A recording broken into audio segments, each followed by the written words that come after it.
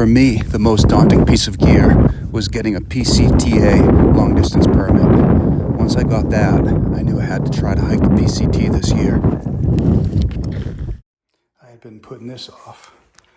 I basically had the confidence that I could do it, but it's always a good idea to do it once or twice before you get on trail and find out there's something wrong. Not bad for a trial run indoors. I'm being silly now. I came home to my new pack and I'm really excited about it. This is everything I was hoping for as far as a fit goes.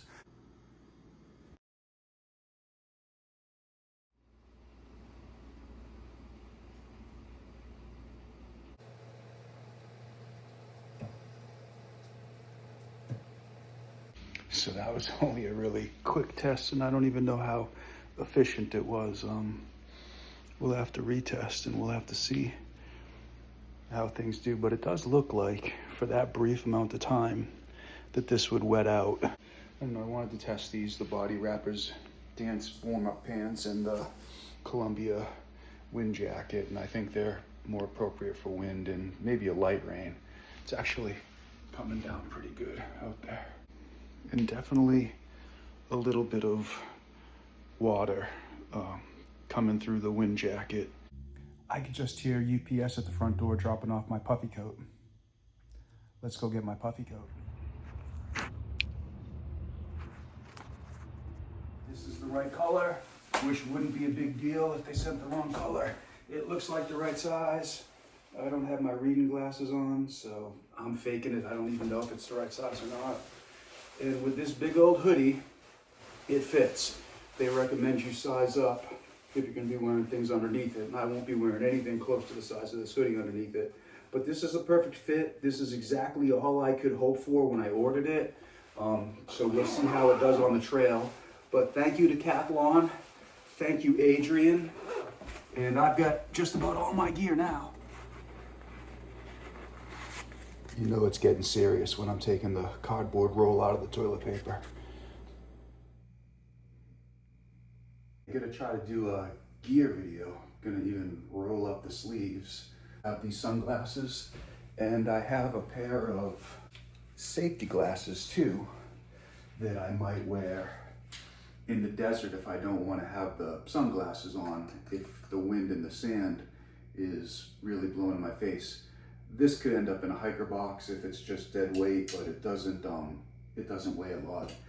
A lot of hikers wear sunglasses. I don't normally wear sunglasses at all, so especially around rattlesnakes, I don't want to not be seeing things clearly.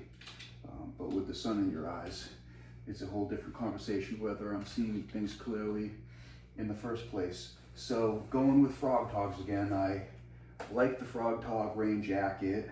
This is the inexpensive ultralight or lightweight pair. The pants, I always rip these, so we'll see how long these even last. In my clothing bag, I have a pair of dance pants, which are not waterproof, but they'll beat the rain a little bit before they wet out if it's not torrential. So if I rip these, I might just go without rain pants and wear the wind pants, dance warm-up pants instead. Going with the Gossamer gear, the 2. I have a footprint in there. This is just my hygiene kit. Toilet paper, toothpaste, and a toothbrush that I cut in half, and a trowel.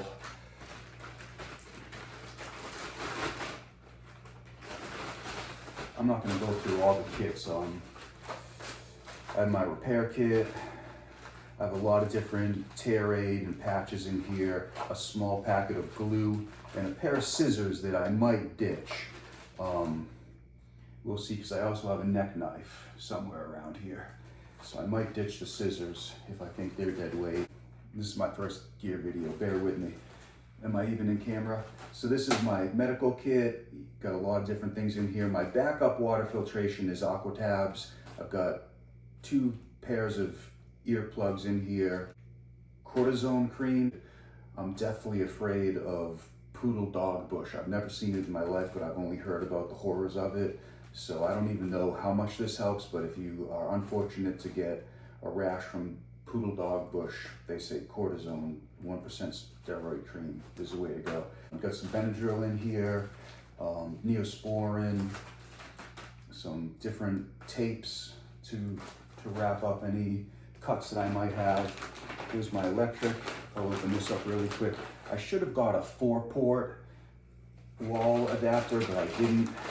I've got a set of earbuds because I'm going to try to vlog and edit videos on trail, so I want those earbuds. I have 2 battery banks, and I don't even know what they are. This is ONN. It's an inexpensive brand. I probably got it at Walmart a long time ago. And this one, I can't even remember. I got it at CVS. But this is 10,000 milliamps, and this is 8. So I'll have 18,000 milliamps. And if I need to, I'll trade one in and get another 10,000 milliamps. So my thing is, I had these. I didn't have to spend any more money on them. They weren't very expensive when I bought them. I can't remember. I've had issues with battery banks before, and I feel like even if I wanted to carry 20,000 milliamps, I would carry 2 10s rather than 120 because I wouldn't want the one to break. My plan is, at least if one is defective, the other one will work until I can get another one. And I did see a girl who seems like she crosses her T's and dots her I's. She did a video, and her 2 10,000 milliamp anchors are lighter than 120,000. So I have a couple of cords. I could use one more USB to C cord for my Garmin messenger so I can charge everything all at the same time, and that's why I could use another port. So right now I could charge the 2 battery banks, my phone, but I wouldn't be able to charge this. This has a great battery life, so I wouldn't be able to charge it all at the same time. So I will be looking for a 4-port adapter. Just have a pillow. It's in a different sack, and I might get rid of that sack and just throw this in something else, but it's a Trekology. Actually has a slow leak, so we'll have to see how long I keep it. It holds air, but not all the air that it should hold. So now over here, I have my neck knife. It's just a 3-inch. So sometimes I pretend to be ultralight, 3-inch blade. This is one of my luxury items. It's a tennis ball. I might ditch this. It's not heavy, but it's just for rolling out the bottom of your feet. It's not heavy and it doesn't take up a lot of space, but if I'm not using it, I'll ditch it. This is my favorite thing. It's a whistle. It's a compass. It's a thermostat. And if I pull it out, there's a magnifying glass in here. A lot of times it's actually a pain to pull out, so I might not try to pull it out too much. But it's a magnifying glass. Now this thing I got at Walmart. It wasn't expensive, and it cracks me up. It reminds me of a video that I watched about stroads, a street and a road. If the guy said a strode is like a futon, it's not a very good street and it's not a very good road, just like a futon isn't a very good bed and it's not a very good couch. So the whistle works. I don't know how good the compass is. I don't know how good the magnifying glass is or the thermostat, but I just thought this was neat. And I would like to actually get a paper map. And if this compass is any good, I'd like to try to learn how to read a paper map while I'm on the trail. It's a good backup source of directions. If anything happens to my phone, I'm using Far Out for directions, for navigation. So I just lost my train of thought. Oh yeah, the Garmin, which is over there now. I can't reach it. The Garmin has a backtrack, so if I was tracking my location and in case of emergency, I could leave a breadcrumb trail and backtrack, and I'll probably be more aware of that in the Sierra. So I have Cascade trekking poles. These are the slightly more expensive carbon fiber ones. I think you can get them for about 30 on Amazon or just under 70.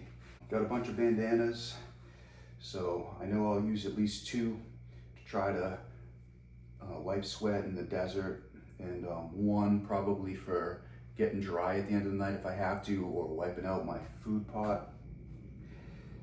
And I have a 3-liter Canuck, and I'm going with the Sawyer Squeeze. And I just have this one water bottle, and I won't even fly with this. I'll get 3 more smart water bottles, and that's what I'll start out on the trail with. 3-liter water bottles, a 3-liter Canuck, and I'll pay attention to the water carries, and I have the capacity to carry 2 more without having to get too tricky on my pack. My pack is a ULA circuit. So I have a Gossamer Gear, that's a long story. I have a Gossamer Gear bottle rocket on the front and a Gossamer Gear pocket for the straps on the front. And then I never took my camp shoes off. These mayflies I pulled out of a hiker box. I don't think I'll ever pay for camp shoes again because I have a bad habit of losing them. So these aren't great. They don't want to stay on your feet, and there's nothing to them. They're really like a Kleenex box, you know, corrugated cardboard, but they're really light because of that. But you know, I might not have camp shoes. These are the camp shoes I have. If I lost them or they got damaged, I wouldn't replace them unless it was out of a hiker box. Put that there for now. So my food bag, this is actually really heavy. I'm not going to open it up. This is about 8 or 9 or 10 days worth of food. I'm going to carry 3, and my plan is to mail the rest to Mount Laguna at Campo Post Office, or maybe San Diego, but probably Campo Post Office, Friday or Saturday.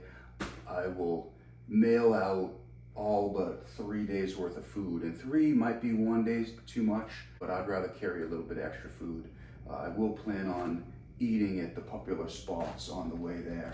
So now I just have my hat for the desert. I've got the flaps to protect my neck. This has a face shield that goes across the front.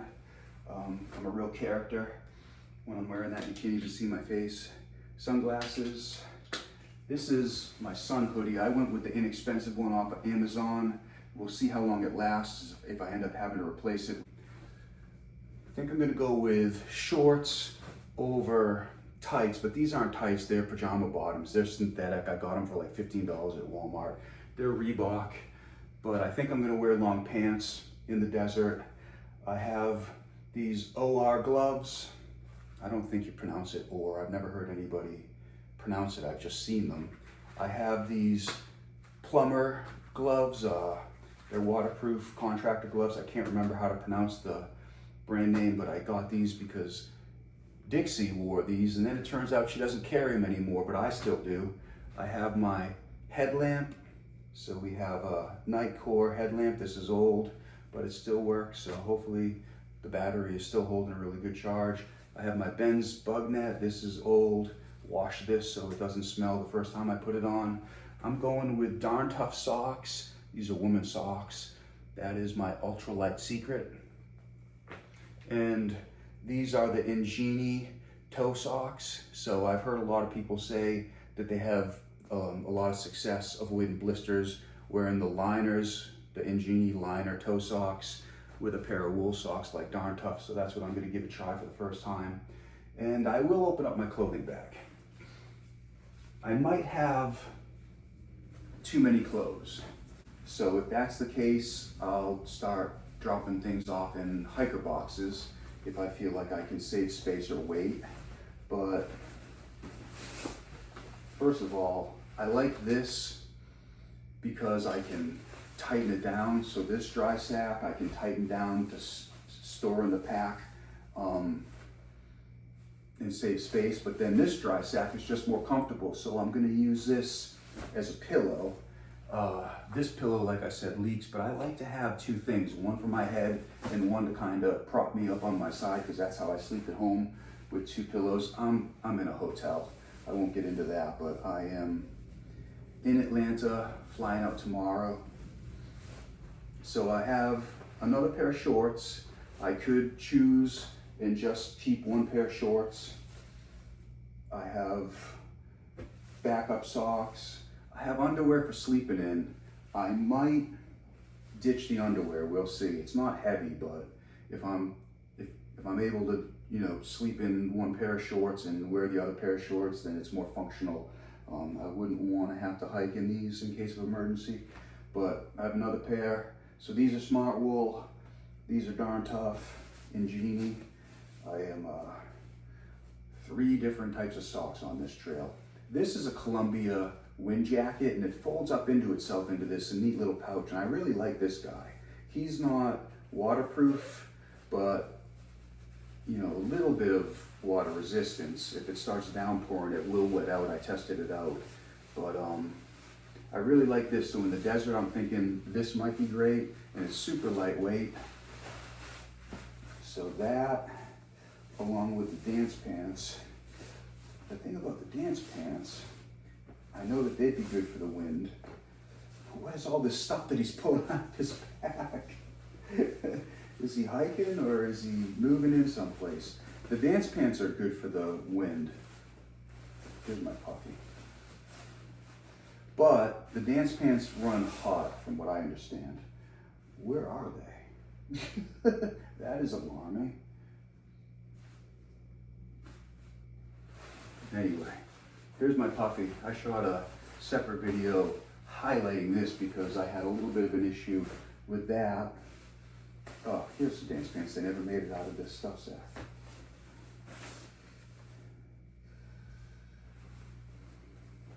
So these are super light, but I've talked to people that have worn these. These are warm-up pants for dancing, and they get really warm, I guess, when you're hiking in them. I just have this cloth rag, and it's just for getting dry. So if it's cold out and I'm soaking wet and I get to camp and I need to get dry, you know, wipe my head, my feet, everything. You don't want to be cold at night if you've been, you know, sweating or getting rained on all day. So to sleep in when it's cold, I have these very old underarm cold gear pants and tops. So I'm going with these because I used to wear these when I worked outside in the winter in New England, and they work really well. And they're relatively light. I have wool thermal top and bottom that I wore on the Appalachian Trail, but I'm gonna give these a go.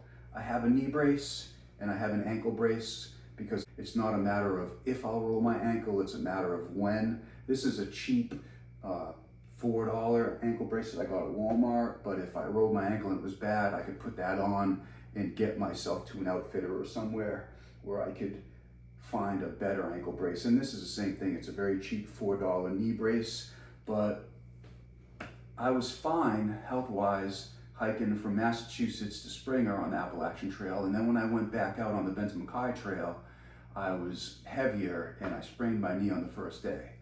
And then I just put a knee brace on and started taking Advil, and it was fine. So again, if that happens, I just want to have something to get me to a better knee brace. And I think that's it. I have my beanie and I have my warm gloves for sleeping. These are great. This is where this bracelet came from. They came together. This little band was wrapping these winter gloves around, and they are Patagonia, I think. They are Patagonia. I got these 50% off in Rome, Georgia. Store was going out of business with one branch, but they still have another location. So I saw somebody, I think they were half joking, but they were serious. They said that they rip out all the tags to be ultralight. I'm never gonna be ultralight, but I'm trying. So I have a lot of pairs of gloves. I have a lot of socks. I have 2 pairs of shorts. So I'm keeping an eye on that. You know, the sun gloves I'll be hiking in all day in the desert. And then we'll see what happens. You know, the Sierra, I'm still at high elevation exposed in the sun. These are for sleeping, the warm gloves. And I can put them under here in cold rain to try to keep my fingertips a little bit warmer. If it wasn't cold rain, I could just wear the sun gloves underneath these. This is the beanie I brought. Somebody gave it to me, and it's super light and there's nothing to it. And I wore it on like an overnight trip on a night that was pretty cold. And I feel like this would keep me warm. But I'll be honest, I brought this other hat, which is still super light. I'm afraid this is cotton, but I'd only wear it for sleeping. I just like this hat. It's more colorful. It's BB-8 from Star Wars.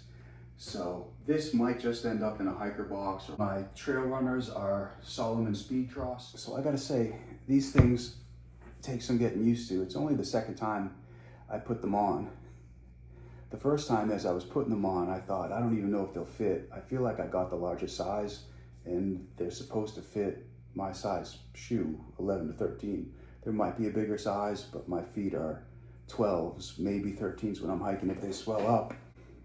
Second time I'm putting them on and they feel like they're tighter. I haven't washed them and I don't know if my feet have swollen, but we'll see how that goes. They're supposed to be very useful for blister prevention. My quilt is a 20-degree quilt from Thermarest. I had this on the Appalachian Trail. I started off with a 40-degree quilt from Zinbivy that I loved, but I needed to hike in colder months and I upgraded to this 20-degree. My sleeping pad is a Zinbivy ultra light mattress. This is my first time using this, so I hope I like it as much as I like their quilt that I bought. And I also forgot to mention this. This is just an Under Armour heat gear, very lightweight. I'm going to use it as a base wick, as a base layer for wicking. So this has wicking properties, and it does kind of make you feel cooler when you're wearing it. So take that with a grain of salt. You're out in the sun, you're sweating, but this shirt has a more cooling feel than something else that would be sopping wet. So this sun hoodie has, I think, 50 SPF, so this should protect me from the sun, but I don't mind the idea of having something underneath it that's going to wick the sweat. And we'll see how that goes. Maybe I ditch one, or maybe I wear them separately. I don't know if this has any SPF for ultraviolet rays protection. I don't know if this has any sun protection properties.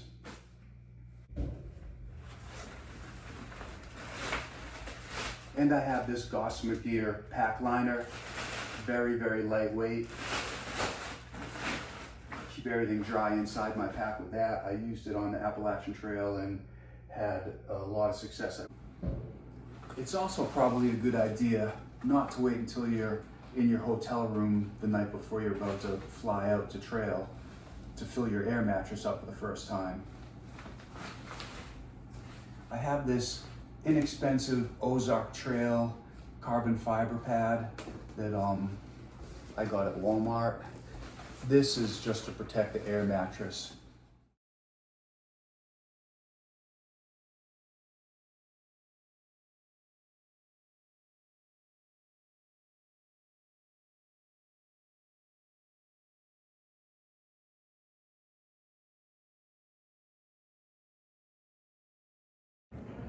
So this is interesting. Sitting here, just printing out my fire permit. I was going through my Patagonia fanny pack, waist pack, and I found this little hook in one of the pouches. Now it would be great to secure something. I don't know what the odds are of it falling out of the pouch when you're just opening it up and looking in there anyway, but I'm thinking I don't have anything to secure to this, and what if I just cut it out? How much weight would I be ditching? I'm forever looking for ways to become ultralight. I'm also always failing at becoming ultralight, but I'm always looking. I think that's it. We talked about the food, way too much food. Not even gonna get into that. Maybe that would be its own separate video. If I were to open that black hole up and dump out all its contacts, I'd be afraid it would vortex and suck all the rest of the gear into that dry sack. It would be a catastrophe.